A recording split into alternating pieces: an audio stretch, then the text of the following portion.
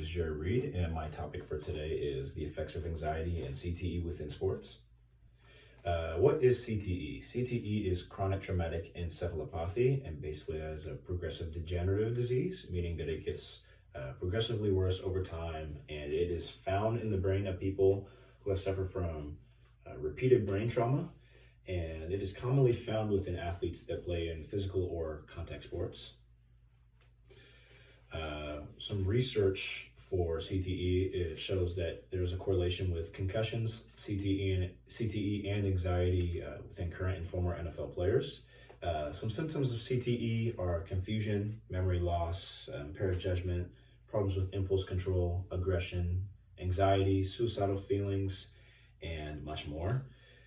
There are many football players that have had autopsies done after passing away, and research shows that out of 100 people that had autopsies done, there was only one person that didn't have CTE, which I found was very alarming, and especially because I am a football player and have dreams of potentially playing in the NFL in the future. And this was found in the research article Omalu 2010.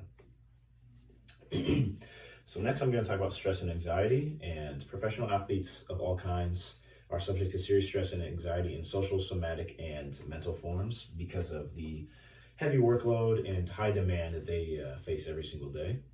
And from the Marxer article in 2011, he stated that despite great public interest for athletic achievements, the emotional strains thereof are very poorly investigated and discussed. And I feel like this is talking about the widespread assumption that only emotionally very strong athletes compete at the professional level, and that mental disorders and mental health issues do not exist in professional sports.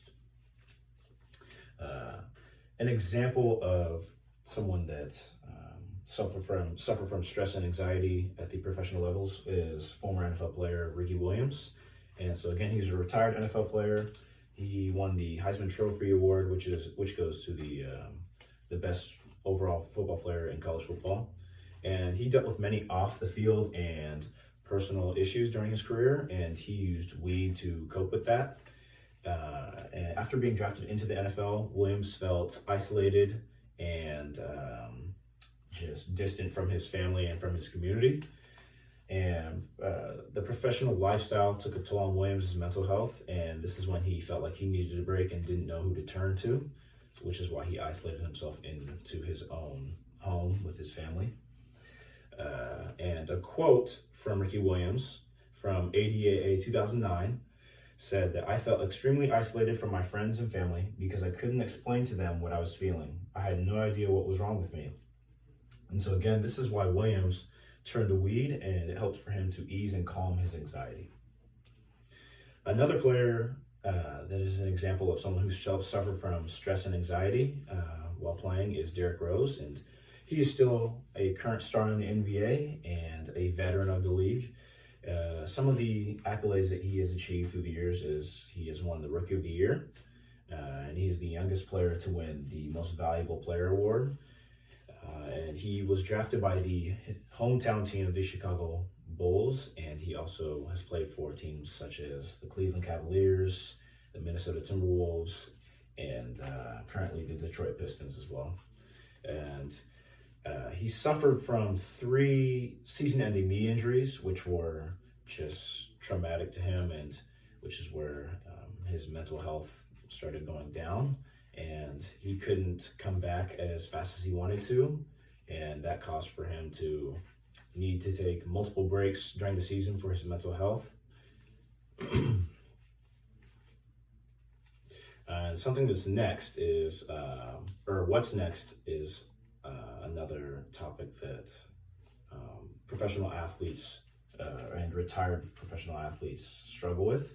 So professional athletes have been playing their respective sport for years.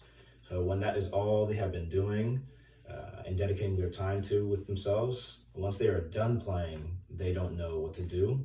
And this causes for them to have a sense of feeling lost or without purpose because they've been training and working and playing their respective sport for so many years and for so long that now they don't know what to do with themselves. And for some athletes, they have been only focused on getting to the professional ranks rather than focusing on a career as well when they were getting their education in college.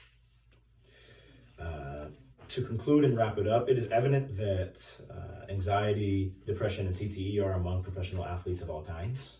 And it is very clear that mental health is much deeper than what people think, and especially within the professional athletes.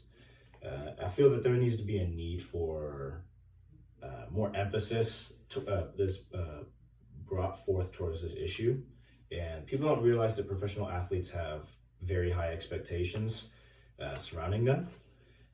And I feel that now is the time to create a platform where all athletes are comfortable reaching out and talking about their mental health, to whether it be to their families, to healthcare professionals or mental health professionals, and so that they can get the help that they need.